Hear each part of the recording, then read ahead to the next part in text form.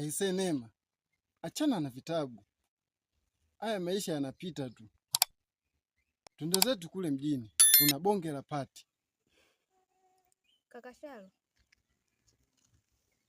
asiye kuwepo na lake alipo, lakini aliyebeba mbegu mkononi hategemei kivuli cha mti wa jirani.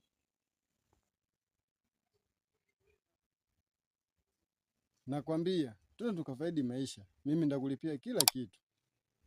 Kwani kusoma ndo mwisho wa dunia?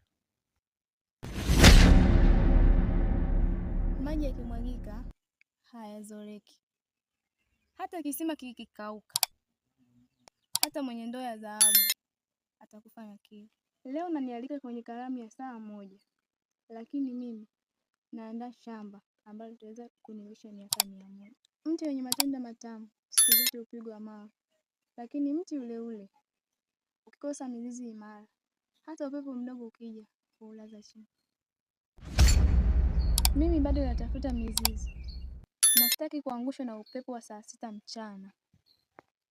Neema, unajifanya mgumu sana.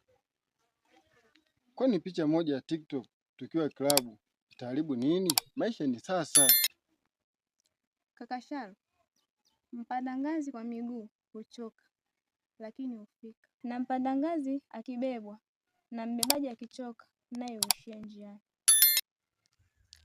Asali ni tamu, lakini nyuki anamwiba.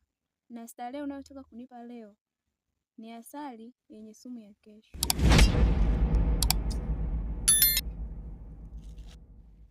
Basi sawa, wewe nenda zako, utazeeka na mavitabu yako. Shalo, kumbuka hili, nguo ya kuazima siku zote haistiri makalio. Elimu yangu ndio nguo ya pekee, na starehe unayotoka kunipa leo ni ya kuazima. Kwaheri.